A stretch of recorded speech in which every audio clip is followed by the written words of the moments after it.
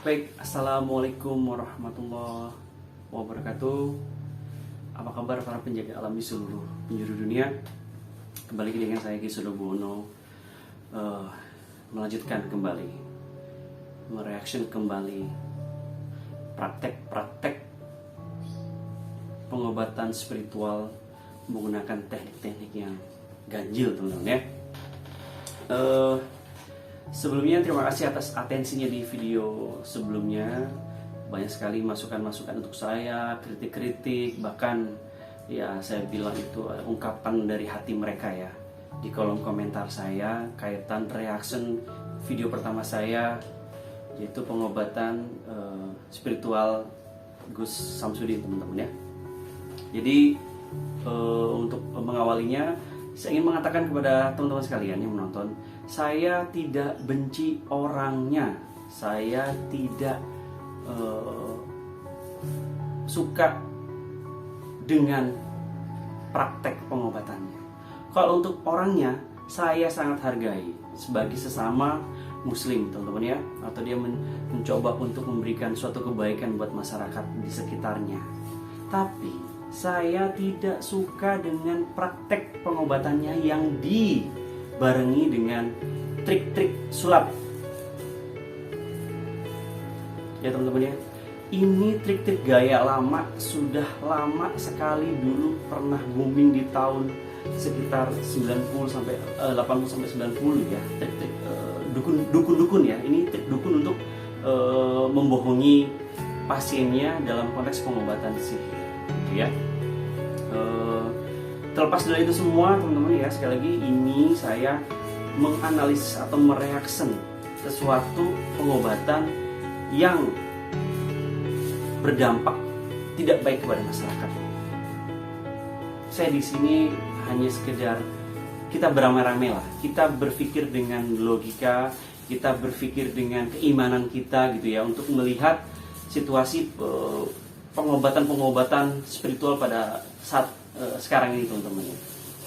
Ada ya pokoknya banyak sekali dah komentar-komentar di channel pertama, episode pertama saya itu ya, berkaitan dengan reaksi sangat, ya menurut saya wajar ada kebencian, wajar ada kritik ke saya yang sangat-sangat keras. Tapi saya di sini hanya bertujuan untuk mengkritik cara pengobatannya.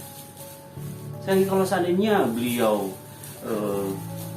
menggunakan bacaan-bacaan doa, itu saya lebih respect ya, dibandingkan dia harus menggunakan trik-trik gitu loh ya. Itu lama, trik-trik kuno, teman-teman. Dan juga ada yang bilang beliau dapat penghargaan lah dan sebagainya. Penghargaan itu ya teman-teman, sekali lagi ya, penghargaan itu dari instansi atau lembaga, suatu lembaga. Misalnya penghargaan para guru itu dari profesi guru. Nggak ada namanya penghargaan dari pemerintah. Penghargaan pemerintah itu biasanya adanya untuk suatu daerah, Kalpataru, Adipura. Nah, itu penghargaan dari pemerintah.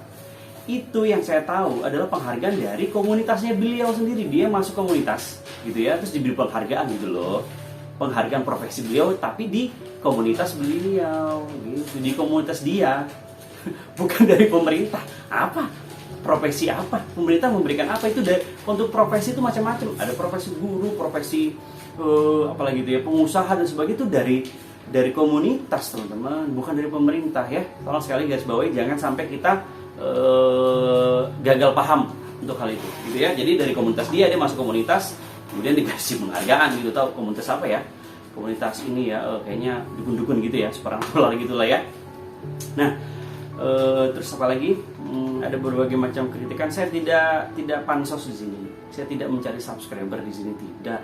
Saya hanya membuat konten yang mudah-mudahan dengan konten saya ini kita bisa berpikir positif, atau kita bisa terbuka mata kita yang tadinya tertutup dengan tipu daya praktek-praktek seperti itu, akhirnya bisa terbuka. Terus bisa berpikir, oh ternyata begitu ya, oh ternyata begitu. Akhirnya teman-teman bisa menghindari seperti itu, teman-teman. Jadi intinya kita saling mengingatkan gitu. Saya tidak benci dengan orangnya, tapi saya benci dengan cara-cara praktek-praktek dengan tipu dan ilmu sulap. Untuk itu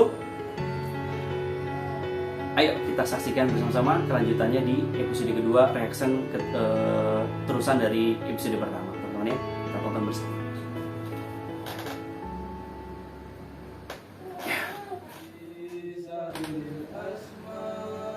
Ya, kelakuannya dibuka. Nah ini nih, ini salah satu ciri juga nih, bahwa yang dibukanya tuh di pantatnya ya, tidak dibonggol ujungnya itu. Nah yang ada tunasnya itu, ini salah satu metode juga, salah satu trik juga gitu ya. Nah dibuka di situ, sepertinya itu goloknya juga nggak tajam ya. Itu salah satu metode juga, dan ini pernah di reka adegan juga oleh sahabat saya, inspirator saya dari Mas Joko Arek. Dia pernah nih mereka adegan sama persis seperti ini, dalamnya ada darahnya gitu ya, sama persis. Boleh dicek nanti channelnya Mas Joko Arek itu. Dia seorang inspirasi juga buat saya untuk kita berjuang bersama-sama membasmi orang-orang seperti ini, atau menyadarkan mereka gitu lah ya, sebelum terlambat. Nah kayak gitu dari sininya ya. Nanti saya juga mau reka adegan berkaitan dengan pengobatan ini. Tunggu saja reka adegan saya, detail demi detail saya akan sama persis seperti yang dilakukan oleh si Gus Samsudin ini ya. Nah itu ada darahnya keluar dari kelapa. Sebenarnya udah banyak ini, udah banyak yang mengungkap ini gitu loh teman-teman. Udah banyak sekali, boleh dicek teman-teman. Semoga bisa menonton ini dengan bijaksana gitu ya. Saya tidak ingin menjatuhkan siapapun, saya tidak ingin menutup rezeki siapapun gitu ya. Tapi saya ingin kita peduli, berbagi dengan hal-hal seperti ini, mengingatkan, saling mengingatkan, itu saja. Keluar darah gitu ya. Kenapa harus di ujung bonggol, di ujungnya itu ya, di belahnya dibukanya, karena yang tunasnya itu tuh dilem, dibuka, nggak bisa dibuka, dilem, dimasukkan itu, dari situ dimasukinnya. Itu pasti bolong itu. Pasti bolong. Kalau dia berani, pembuktian itu live dibuka semua. Jadi kelapanya itu dibelah, dibuka semua, jangan ujungnya aja. Ya, itu satu analisis.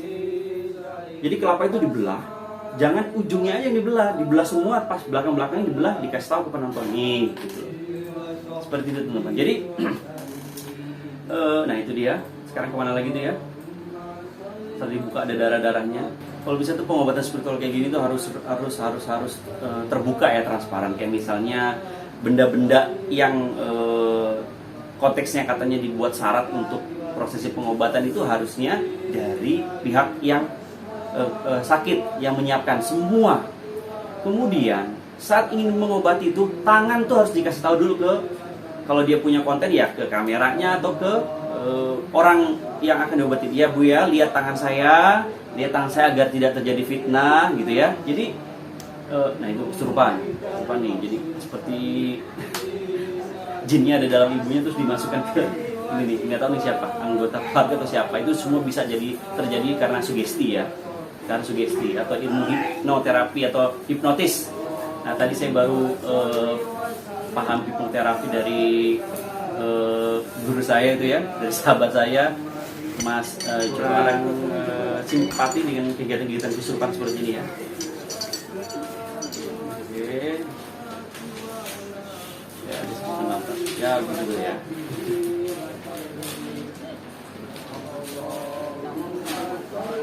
Baik. Pokoknya ini endingnya nih menunjukkan sesuatu yang si kesurupan ini adalah nanti akan menunjukkan sesuatu yang ceritanya ada sesuatu yang ditanam di dalam rumahnya si ibu yang sakit ini gitu ya. Kita skip aja langsung ke saat-saat penggalian atau penunjukan titik gitu ya. Di sini nih yang akan membuat teman-teman akan bingung-bingung, kok itu kan digali, gimana kok bisa ditemukan bule. Kita skip ke situ ya. Memang di sini tidak akan tampak hal yang mencurigakan teman-teman, tapi dengan kebesaran Allah itu ya, apapun bangkai yang ditutupin atau kejahatan yang ditutupin itu pasti akan nampak gitu ya. Oke, lihat tangannya Gus Samsudin sebelah kanan ya. Lihat tangannya Gus. Oke, ya ini ada gini ya. Ya, kamera tidak menyorot dia teman-teman. Kamera tidak menyorot dia. Kamera tidak menyorot ke Gus Samsudin. Itu bisa jadi analisis dong. Kita boleh berpikir, boleh dong. Kita berpikir, kita mengkritisi, boleh dong ya. Jadi di sini kita jangan menghalangi sesuatu yang memang itu tidak benar terus akhirnya dibenar-benarkan gitu. Pokoknya kita saling ini aja, saling melihat aja, melihat dengan bijaksana konten ini. Ya, langsung diisi air. Baik.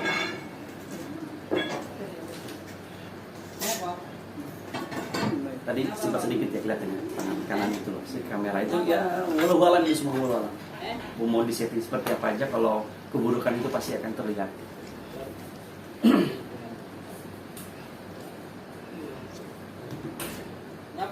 Ingat ya, dia ini nggak sendiri, dia ini punya tim. Ingat itu. Dan apapun bisa terjadi karena kerjasama tim. Baik, yang kesurupan sepertinya memandangi galian itu, lubang itu teman-teman. Ya. Berarti ini kesurupannya lama juga ya, soalnya kan sempat gali dulu ya. Lama juga nih kesurupannya nih, halusinasinya nih. Ya. Saya di sini kurang data, maksudnya ini adalah timnya atau bukan, gitu ya, atau orang lain yang di situ. Tapi jelas tim-tim itu yang megang itu timnya itu.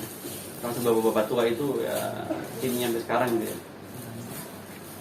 Oke, diambil oleh siapa tuh, anaknya ya kali ya, atau salah satu pihak keluarga lah masalah itu ya. Yang ada tatonya itu pihak keluarga yang saya tahu gitu ya. Oke. Ya.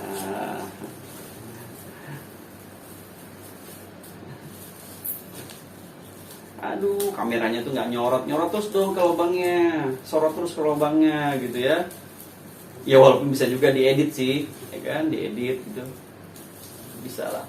Nah itu, ini trik-trik lama teman-teman, ya trik-trik lama. Kalau gini loh, oke itu ada sesuatu yang apa namanya, dan itu pun juga kayaknya dikasih PK juga tuh, jadi kelihatan seperti darah-darah, ya warnanya agak ungu pink-pink gitu tuh PK ya. Bisa dibeli di Lazada, bisa dibeli di toko online gitu ya. Klik aja PK gitu ya, bubuk PK. Nah, itu nanti ada tuh, nanti bisa dicoba di rumah. Dikasih air gitu dia akan merah-merah pink atau ungu seperti itu. Ya. Baik, kita sudah di sini dulu, kita akan review teman-teman. Jadi gini teman-teman ya. Kalau ini gini, saya akan membahas masalah kok bisa ya buhul itu ada di dalam. Tadi kan sudah kelihatan ya tangannya, ada tangan lah, ada sosok tangan itu terlihat menggenggam begini gitu ya. Karena ini kita analisis saja. Kalau seandainya dia tidak memegang apa-apa, nggak usah gitu ya. Maksudnya jangan menggenggam begitu lah ya. Biasa aja gitu ya. Kecuali dia memegang ini gitu ya, megang mungkin gamisnya itu atau apanya begini, dia begini aja tadi langsung ya sedikit kelihatan lah. Makanya di situ trik-trik gitu tuh kalau Allah sudah berkehendak ya pasti ketahuan aja gitu ya. Jadi gini, gimana caranya kita kalau kepengen tahu itu real atau tidak? Gampangnya begini. Pertama, live gitu ya. Live, pihak keluarga kasih tahu pihak, aduh, settingan mereka jago sih ya. Juga terkadang juga oknum-oknum yang berobat juga kadang tim-timnya juga gitu ya. Tapi ini kita berpikir positifnya seperti ini. Jika ada yang berobat seperti itu, terus kemudian ada pendeteksian ditemukan buhul di rumahnya, itu kalau bisa tuh pas penggalian itu juga semua pihak keluarga menyaksikan. Nggak boleh, jangan mau disuruh mundur atau apapun. Saat penggalian disaksikan terus, kemudian penuangan apapun disaksikan terus, jangan ada yang lengah satupun. Jangan mau kalau seandainya tahu-tahu si oknum itu menghalangi kita, gitu ya, menghalangi dan sebagainya. Kemudian jangan sampai mau kalau disuruh ngambil pertama, bisa gini, alasannya ngambil pertama, oh nggak ada, gitu ya. dideteksi nggak ada, akhirnya yang ngambil timnya. Jangan sampai yang ngambil timnya atau pengikutnya, gitu. Jadinya saat prosesi pengambilan bul itu kalau bisa benar-benar pihak keluarga tuh menyaksikan dengan dari dekat. Kemudian si orang yang dikatakan sakti itu harus tangannya itu ya dia harus ini dong, fair. Pak, Bu, tangan saya tidak ada apa-apa ya Bu ya, monggo ini digali ya Bu, liatin saya terus. Itu baru saya percaya. Bapak Ibu semua liatin saya terus ya, saya tidak kemana-mana, saya di sini. Itu semua ditunjukkan oleh yang kesurupan. Tangan saya di sini, ada di sini, semua ini tim saya juga tidak ikut-ikutan. Nah gitu loh, itu baru fair namanya. Ya teman-teman ya, mudah-mudahan video kedua saya ini juga bisa memberikan kebaikan buat teman-teman sekalian. Sekali lagi, saya tidak benci dengan orangnya, saya benci dengan cara dan praktek trik-trik sulapnya dalam pengobatan spiritual, teman-teman. Jangan sampai orang-orang seperti ini tuh mencoreng keilmuan spiritual masyarakat kita. Jadi sekali lagi teman-teman, mohon maaf apabila ada orang-orang yang tidak berkenan dengan konten saya ini. Saya tidak cari pamor, tidak cari atau pansos dan sebagainya, atau dengan mencari uang terus menindas orang lain, mencemooh orang lain gitu ya. Tidak, teman-teman. Sekali lagi, saya di sini terinspirasi dari teman-teman di konten-konten YouTube sana yang memang berjuang untuk membasmi orang-orang seperti ini. Tujuannya adalah baik. Sekali lagi ya, tujuannya adalah baik untuk masyarakat, kemaslahatan masyarakat, agar tidak tertipu. Rata-rata orang-orang yang minta tolong dengan media-media seperti ini itu adalah orang-orang yang memang butuh pertolongan kaitannya dengan sakit yang dideritanya. Jadi tolong sekali jangan sampai mereka disalahgunakan, mereka malah ditipu, teman-teman. Kasihan. Dan saya berharap orang-orang yang melakukan pengobatan dengan trik bisa cepat-cepat sadar dan tobat, teman-teman. Jangan tunggu azab atau jangan tunggu sial. Jadi sekali lagi, mudah-mudahan bisa bijaksana dalam menyikapi konten saya. Apapun yang saya sampaikan ini adalah berasal dari diri saya gitu ya. Analisis saya yang saya peroleh dari pengalaman saya di dunia spiritual, teman-teman. Jadi intinya saya ingin teman-teman paham bahwa masih ada konten-konten, masih ada pengobatan-pengobatan spiritual menggunakan trik sulap. Jadi hati-hati, waspadalah. Terima kasih teman-teman sekalian. Assalamualaikum warahmatullahi wabarakatuh.